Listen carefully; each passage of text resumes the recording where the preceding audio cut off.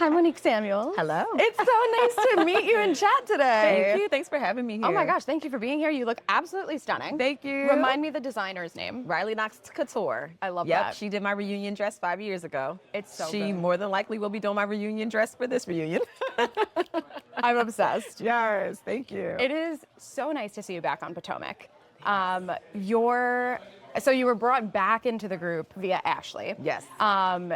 And I love the first time we see you when you're like opening your home to her and kind of like walking through this new fresh space. Yes. And it really did feel like kind of a fresh vision, fresh version of you. And I know there's only so much that you can kind of control, like around your narrative with the show, but talk to me about how it felt to kind of walk into that moment and have this be like, you know, kind of the rebirth of Monique. It's crazy. As you were saying it in my head, I'm thinking rebirth. It literally felt like a rebirth. It really did. And it was like, I went into like hermit mode, you know, after I left the show, and then everything else that transpired after, going through divorce, going through the mindset of even like getting to a point where I was like, this is what I need to do, is get divorced. Like all of it was so much. And I have been to myself. Like I really don't talk to a lot of people. Ashley and I would check in on each other, but we wouldn't go into too much detail. We just kept things kind of private, but we had some really good conversations because we were both going through the same circumstance. So it was just nice to have her, of all people, enter my home where I have a lot of family and friends that still haven't been to my house. Wow. So Okay, even though we've known each other a long time, when I went into that hermit mode, I really just needed to have my own space to me, for me and my children and my pets. Of course, the pets. And it was really cool because I actually felt comfortable at that moment to actually welcome people, cameras into my home. Yeah. So it was nice. It was That a is full so circle nice. moment. And the birds. I mean, the bird room, like, talk to me about that, because obviously we know what happened to T'Challa, and I'm so sorry. My baby.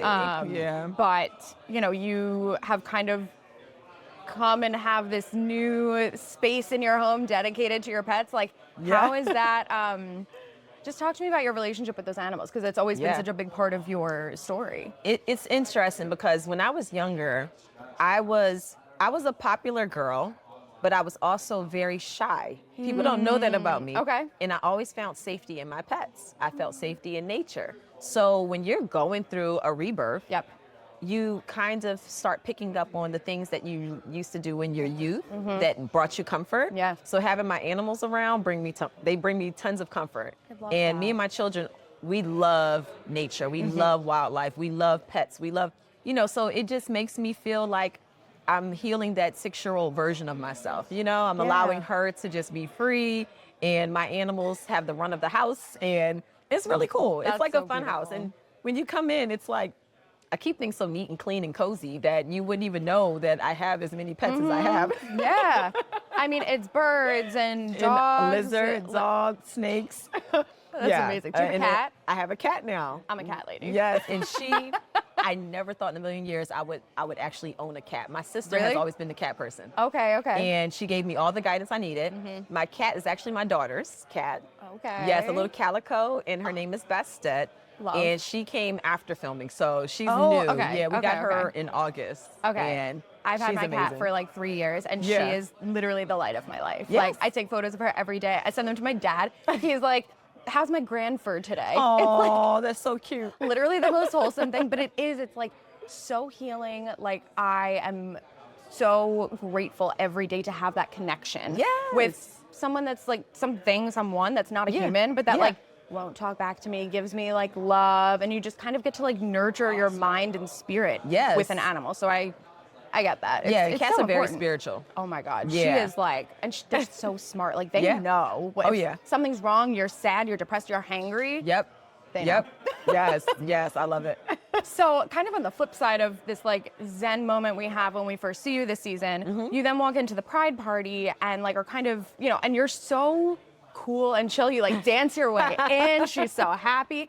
And then you're like thrust into this like Stacey Chris drama by Kiarna. And it's like, but I was so impressed with how like dignified your response was. You were like, well, we've been divorced for 2 years. Like I would expect that he'd be dating. Right. And they're just like trying to, you know, create something, and clearly, like we see in the following episodes, like there is some sort of something there. Right.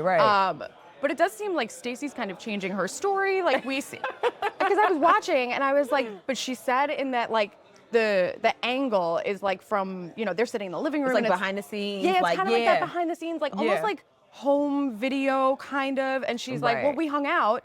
And then she's like, well, no, we didn't. Like, we never dated. Right.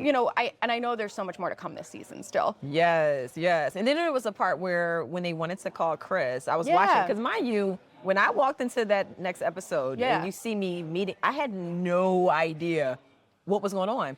So I'm watching the episode just like the viewers. And I'm like, well, she said she didn't have his number. That's why Charisse called him. But then I knew that later on we sat down and she was like, we were texting. So it was weird. It's like, just tell the truth. Right. And that's why she gets in these circumstances. Yeah.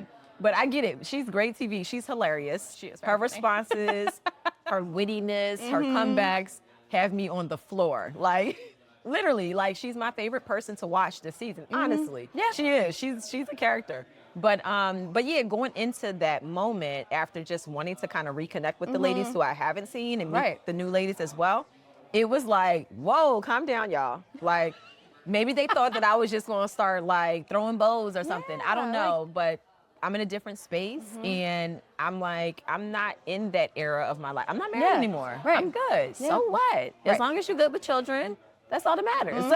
That's it. That's it. Take care of the kids, take care of the pets. The rest is what it is. Right. So you have watched the show, or have like where are you at? Have you seen like the rest of the season? Like what? No, I've only seen every episode that's already aired. Okay, So yeah, we get them right before Sunday. We get to view it.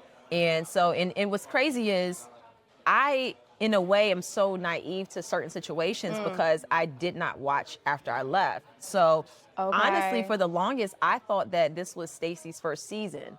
I didn't realize that she had already been on. So I'm like learning all of these women. And it's funny because a lot of conversations, they'll just start having conversations and I'm clueless. I'm like, wait, so what happened? I'm like, I probably should have went back and watched just so I can know what was going on. Like context, but. Yeah, but it was also fun like not knowing and having them have to catch me up every time. Well, because then I'm sure you get different versions. Like everyone's telling you something different, like their version of events and how it went down. Exactly. So, that is so funny. So you've also said on this season that you won't associate with anyone who is like still friends with your ex, which is like such a strong and respectable boundary to draw.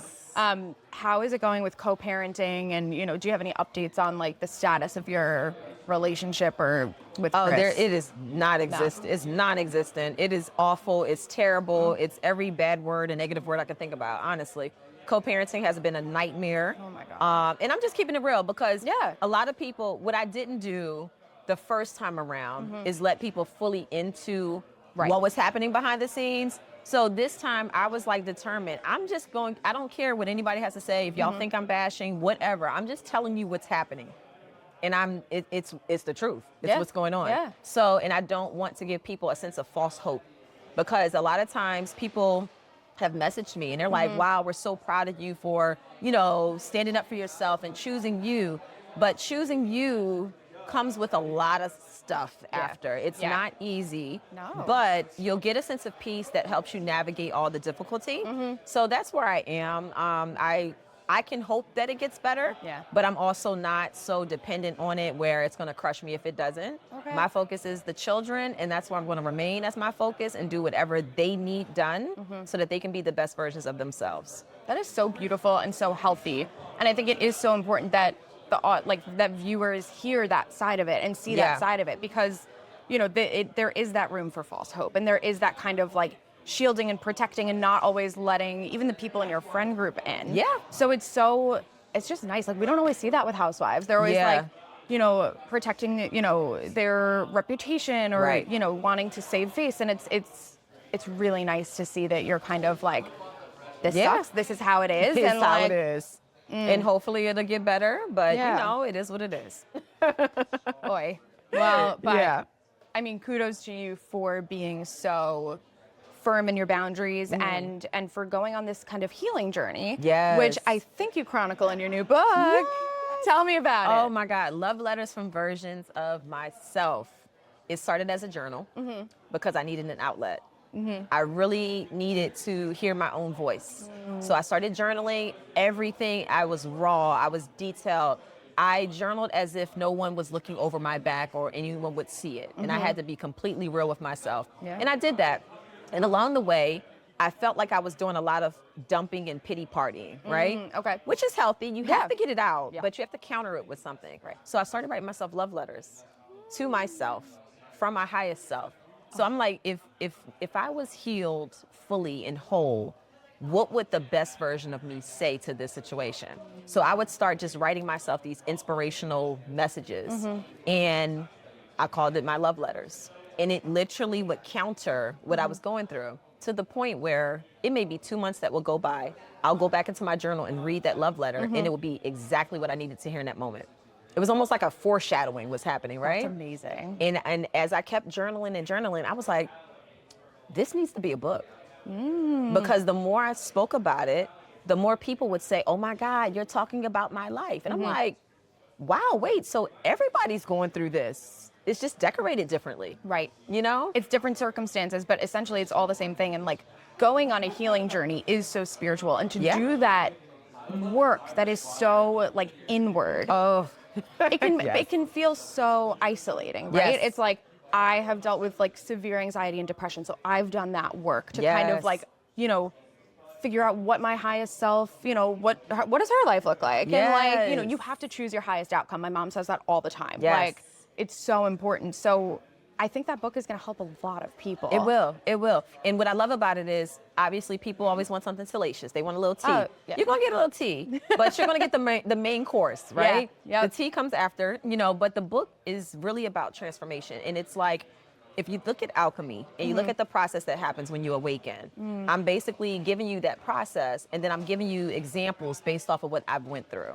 So everything that's in the book is there for a reason. It's not there to bash or hurt anybody. It's there to really help people to see that, hey, your situation is more likely the same as my situation. We've all been through things, but we can get out of the pity party and we can actually overcome, you know, and do something different, you know? So, yeah. That's amazing. Thank you. So pre-sale starts December 7th, and the book is on sale January 4th. Yep. January 4th, the official release, and I'm looking to do book tour. And I know. Are we having a party? Like, are we celebrating? Like, I want to. I'm working on it now because I really feel like people need to, you know, read the book as well, but having that in-person conversation where people are able to express and get it out has been one of the most important pieces outside of journaling, is talking about it. Being afraid to speak up because you don't want to hurt anybody's feelings. Right. Or because you're used to being accustomed to having to protect other people's images. You kind of start to silence your voice, and you got to exercise that throat chakra. You know, like, you got to speak on it. You have to tell your story because it helps you and it also helps other people. It's beautiful. Thank you. It's so true. I love it. Thank you. I can't wait to read it. And the cover is beautiful. Thank that blue you. color, the butterflies, like, it's gorge. Thank you. So proud of it. I love it, and you should be. I mean, it's a huge journey, and you know, we're seeing on the show this kind of like new version of you, like rebirth, like we spoke about. And it is, I think this is such a great celebration of this new you and this new chapter of your life. No pun intended. Right. But you know. So fill me in on your relationships with the women on the show. Have you spoken to Karen?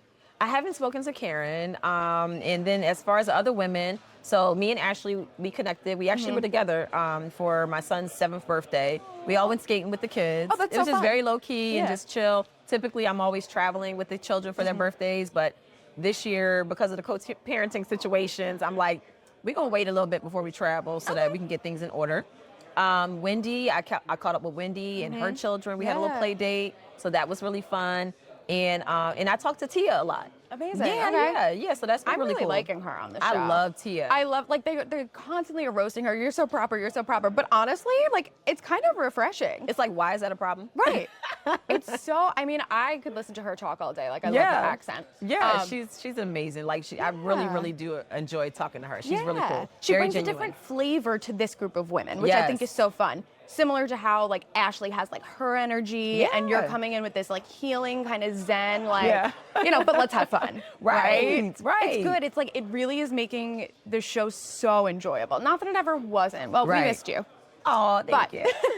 it's fun to kind of have this like fresh version, you know. And Thank season you. 10 like is so it's huge, it's monumental. Yes, yes. So which is amazing. All right, last up, let's do a little rapid fire. Okay. So I want you to describe each of your castmates in one word. I'll say their name, you give me a word. Oh, God. All right, ready? Okay.